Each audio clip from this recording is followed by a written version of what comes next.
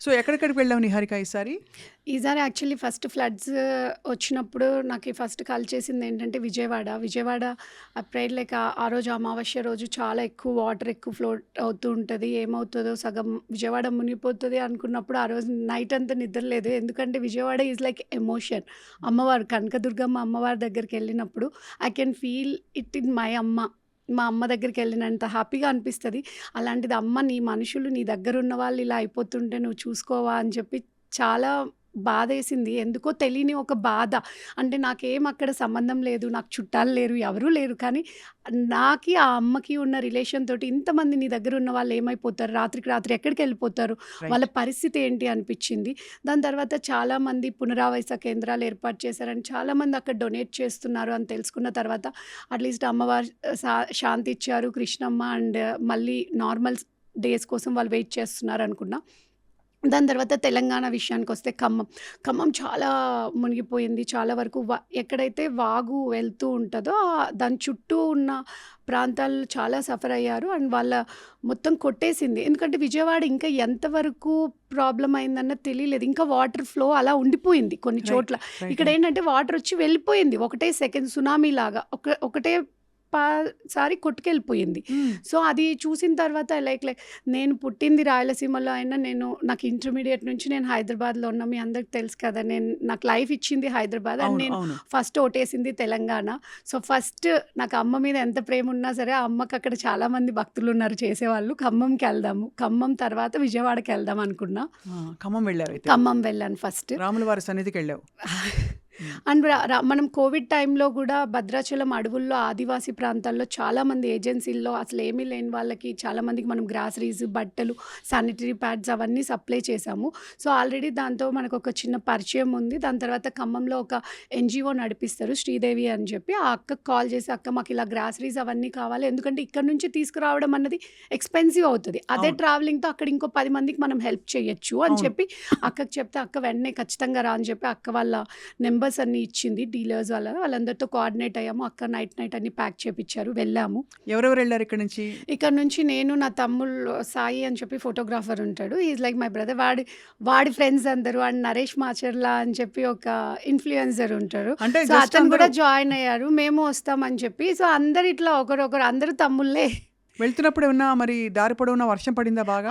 అక్క మేము సూర్యాపేట ఎంటర్ అవ్వినప్పటి నుంచి మాకు వర్షం పడుతూనే ఉంది. ఖమ్మంకెళ్ళిన తర్వాత కొంచెం ఆగింది. సో, మేము రైస్ డిస్ట్రిబ్యూట్ చేసేటప్పుడు అంతా కూడా వర్షమే పడ్డది.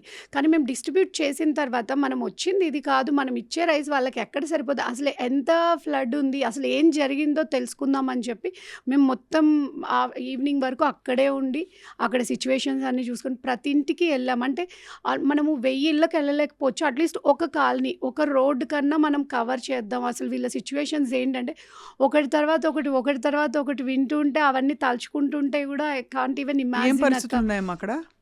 మొత్తం ఆహ్, కొన్నైతే జస్ట్ 4 గోడలున్నాయి. పైన రేకులు మొత్తం ఎగిరిపోయాయి. ఇంటిలో ఒక్క వస్తువు కూడా లేదు. మొత్తం కొట్టేసింది. బట్టలు, గిన్నెలు, వండుకోవడానికి ఏమీ లేవు. ఒకరింట్లో ఏమో మొత్తం డ్రైనేజ్. ఒక్కొక్క టీవీ మా ఇంట్లో కూడా లేదు. అంత పెద్ద టీవీ, ఫ్రిడ్జ్‌లు, ఏసీలు, కూలర్లు అన్నీ ఎళ్ళిపోయాయి. ఒకరింట్లో టైలరింగ్ మిషన్ మీదనే ఆధారపడి బతుకుతారు వాళ్ళు. వాళ్ళ మిషన్స్, బట్టలు అన్నీ ఎళ్ళిపోయాయి. వాళ్ళందరూ ఒక ఇంట్లో అయితే బాత్రూమ్‌లో కంబోర్డ్ కూడా లేదు. ఎగిరిపోయింది వాటర్‌కి. వాటర్ ఫ్లోకి. పిల్లల బుక్స్ పాడైపోయాయి. ఒక ఆవిడ చెత్త తీసేస్తదంట. అది తోసుకుంటూ వెళ్తారు కదా అక్క. తోపుడు బండి అంటారు. తోపుడు బండి. అది ఎగిరిపోయింది. అక్కడ ఒక బాబుని హాస్టల్‌లో జాయిన్ చేసింది. ఒక బాబుని ప్రైవేట్ స్కూల్‌లో జాయిన్ చేశారు. ఎందుకు ప్రైవేట్ స్కూల్‌లో జాయిన్ చేశారు మీకొచ్చే ఇంత తక్కువ డబ్బులతోటంటే, మాకు ఈ దగ్గరలో గవర్నమెంట్ స్కూల్స్ లేవు. అదొకటే ఆప్షన్. ఆ ఆప్షన్ కోసమనే మేము ఈ ఇంట్లో ఉంటున్నాం. అది. సో, ఒక్కొక్కరి అంతా పోయాయి. ఇప్పుడు ఎలా ఫీజులు కడతారు? ఎలా బ్రతుకుతారంటే, అట్‌లీస్ట్ నాకు ఒక బండి కొనిస్తే చాలమ్మా నేను మళ్ళీ సంపాదించుకోవడానికి ఆ ఇంటి రెంట్ 2000.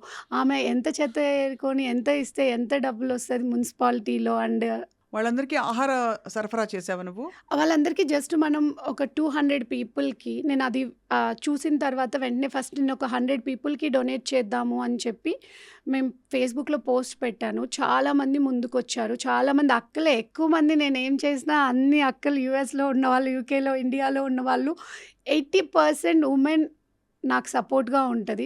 మెన్ గూడా ఉంటారు. బట్ స్టిల్ నాకు ఈ వుమెన్ వచ్చి ముందుకు సపోర్ట్ చేసినప్పుడు చాలా హ్యాపీగా అనిపిస్తది. అంటే అంటే మనసు కరిగేది ఫస్ట్ వుమెన్‌కే. అది ఇంకొకసారి నిరూపితమైంది. సో, వుమెన్స్ చాలా మంది సపోర్ట్ చేశారు. దాని తర్వాత అది పెరిగింది. 200 వరకు మేము ఫ్యామిలీస్ వరకు గ్రాసరీస్ సపోర్ట్ చేసాం. So 2 grocery stuff support. ఎన్ని గ్రాస్ రోజులు సరిపడా గ్రాసరీస్? ఒక 2, 3 రోజులు వచ్చేలాగా? లే అక్క. ఒక 10 డేస్, 15 డేస్ వరకు కావాల్సిన వచ్చేలాగా అన్నం, పప్పు, అదే అన్నం, బియ్యం, పప్పు, పప్పు. బియ్యం, పప్పు, ఆయిల్, చింతపండు.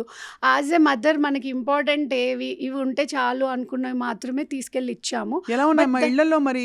అంటే ఆల్మోస్ట్ కొట్టుకుపోయి వాళ్ళ ఇళ్లలో వాళ్ళు ఉండలేని పరిస్థితులు కూడా లేరక్క. ఉండుంటాయి. వాళ్ళెవరు వాళ్ళ ఇళ్ళల్లో లేరు. వాళ్ళందరూ గూడా కొన్ని స్కూల్స్‌లో, కొంతమంది ముందుకున్న ఇండ్లల్లో, కొన్ని పార్టీ ఆఫీసులల్లో అలా పడుకుంటూ ఉన్నారని చెప్పారు. ఉమ్. అండ్ వాళ్ళకి స్నానం లేదు, బట్టలు లేరు, వాళ్ళకి వాష్‌రూమ్స్‌కెళ్ళడానికి లేదు, వాటర్ అసలు లేదు. వాటర్ మొత్తం డ్రైనేజ్. మేము నడుస్తూ ఉంటే డ్రైనేజ్‌లో కాళ్ళు దిగిపోతున్నాయి. ఎక్కడ డ్రైనేజ్ ఉంది, ఎక్కడ పూపు ఉంది, ఎక్కడ వాటర్, ఎక్కడ అంతా చాలా వియర్డ్‌గా, అంటే నడవడానికే చాలా కష్టంగా. అలాంటిది వాళ్ళ ఇల్లు అక్కడున్నాయి. అండ్ చాలా వాళ్ళ ఇంట్లో కూడా డ్రైనేజ్ వచ్చేసింది. ఫ్లడ్ కదక్క. వాటర్ మొత్తం పైకి ఇంత ఎత్తులో వచ్చినప్పుడు మొత్తం ఉండిపోయింది. బుడద, మట్టి అంతా. సో ఈ నీరంతా ఎక్కడి నుంచి కొట్టుకొచ్చు? అంటే వర్షపు నీరే ఇలా వర్షపు కొట్టుకొచ్చిందా? నీరు కాదు. దాని పక్కన ఒక వాగు ఉంది. ఆ వాగులో వాగులో నుంచి నీళ్ళన్నీ ఇలాగా పైకి వచ్చేసాయి. వచ్చేసి కామ్ అయిపోయింది. సో నేను అడిగాను, మరి ఇక్కడ ఎందుకు మీరు ఇల్లు తీసుకున్నారంటే, అది గవర్నమెంటే మాకు ఇచ్చిన పట్టా భూములు, మేము ఎక్కడికి వెళ్ళాలి అని అడుగుతున్నారు. నేను ఇప్పుడు ఇంత ఫ్లడ్ వచ్చింది, మీరు వెళ్ళిపోవచ్చు కదా అంటే, మేము ఎక్కడికి వెళ్ళాలి, మా పట్టా భూములు, మేము ఇక్కడే ఉంటాం, మేము 30 ఏళ్ళ నుంచి ఉన్నాం, మాకు ఎప్పుడు ఏది అవ్వలేదు, ఇప్పుడు ఆల్ ఆఫ్ సడన్ మేము ఎక్కడికి వెళ్తాం, ఎలా బ్రతుకుతాం? ఇప్పుడు మరి అలా ఎలా ఉంటారంటే, జస్ట్ ఏమైనా కవర్ చేసుకుంటాము. ఉన్న దాంట్లో ఇప్పుడు అందరు ముందుకొచ్చి మళ్ళీ మాకు కొంచెం హెల్ప్ చేస్తే మేము మళ్ళీ బ్రతుకుతాం. ఒకరు హెల్ప్ చేయడం కాదక్క. అంటే వాళ్ళు 20, 30 ఏళ్ళ కష్టం అది. ఇప్పుడు మనము ఏదో 10 రోజులకో, నెల రోజులకో, సంవత్సరానికి నువ్వు రైస్ ఇచ్చినంత మాత్రాన వాళ్ళు బ్రతకలేరు కదక్క. వాళ్ళ ఇంట్లో నీడ్స్ అన్ని మనం ఏం కొనియలేం కదా. అన్నీ వాళ్ళ of course. టీవీలు, వాళ్ళ బెడ్స్, వాళ్ళ టీవీ, వాళ్ళ బట్టలు కూడా పోయాయి, వాళ్ళ బంగారం, కొంతమంది దాచుకున్న డబ్బులు రాత్రికి రాత్రి వర్షం ఎక్కువైనప్పుడు పరిగెత్తుకుంటూ బయటకు వచ్చేసారు. ఆ టైంలో ప్రాణాలు ఇంపార్టెంట్ కానీ బంగారం, డబ్బులు తెచ్చుకుందామని ఎవరు అనుకోరు కదా. అవన్నీ పోయాయి. అవన్నీ వెళ్ళిపోయాయి. అసలు చా ఏమీ లేవక్క. నేను మీకు కొన్ని విజువల్స్ పంపించాను కదా, మీరు చూడండి. అసలు దాంట్లో ఏమీ లేవు. అసలు ఇల్లు ఉన్న సంగతి కూడా తెలియట్లేదు కొన్ని ప్లేసెస్‌లో అయితే. చాలా దారుణం అమ్మా. నువ్వు సాహసించి మరి అక్కడికే వెళ్ళాలనే ఆలోచన నీకు ఎలా వచ్చింది? ఆ పర్టిక్యులర్ స్పాట్‌కి వెళ్ళాలని. అంటే నువ్వు కనుక్కున్నావా ఏ ఊళ్ళో ఎలా కొట్టుకుపోయాయి ఏంటని? ఎక్కువ ఆ ఏరియా చాలా ఎఫెక్ట్ అయిందని చెప్పారు. సో, నేను అనుకున్నా, మనం 1000 మందికి అవసరం ఉందని చెప్పింది ఆ అక్క. 1000 మందికి నేను చేయలేకపోవచ్చు నాకున్న చిన్న సర్కిల్‌లో. సో, అట్‌లీస్ట్ మనం ఒక 100 మందికి చేద్దాం అనుకున్నా. బట్ 200 మెంబర్స్‌కి మేము సపోర్ట్ చేయగలిగారు. చేసాము.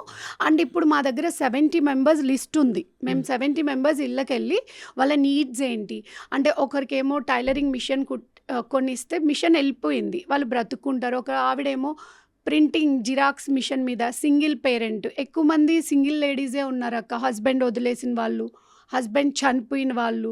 ఒక ముసలావిడకైతే హస్బెండ్ లేడు, కొడుకు చనిపోయాడు, ఎవరూ లేరు, ఆమె ఒక్కతే ఉంటుంది. ఆమె ఇంటి పైన రేకులు వెళ్ళిపోయాయి.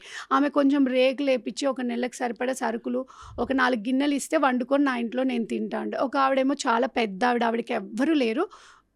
సిలిండర్ ఉంది, గ్యాస్ స్టవ్ వెళ్ళిపోయింది, గిన్నెలు కూడా లేవు. ఒక గ్యాస్ స్టవ్, కొన్ని గిన్నెలు, చిన్న చిన్న వాళ్ళేం అన్నీ అవసరాలు. అడగట్లేదక్క పాపం. వాళ్ళ పేర్లన్నీ రాసుకుని రెడీగా వాళ్ళ ఉన్నాయి. పేర్లన్నీ మేము నోట్ చేసుకున్నాము, వాళ్ళ వీడియోస్ తీసుకున్నాము, వాళ్ళ సిచ్యువేషన్స్ ఏంటి, వాళ్ళ నెక్స్ట్ వాళ్ళ కోసం మనం ఏం చేయాలి అని చెప్పి. కొంతమందికి మిషన్స్, కొంతమంది పిండి వంటలు చేసుకునే వాళ్ళు ఉన్నారు. వాళ్ళకి గిన్నెలు వెళ్ళిపోయాయి. ఆ గిన్నెలు కొన్ని ఇస్తే, కడాయిలు ఉంటాయి కదక్క వంటలు కొంతమంది టీ అమ్మేవాళ్ళు, ఫ్లాస్క్లు ఎగిరిపోయాయి. అసలు సో ఎక్కడ చెప్తాం? ఫ్లాస్క్లు ఇవి చెప్పలేని సమస్యలు.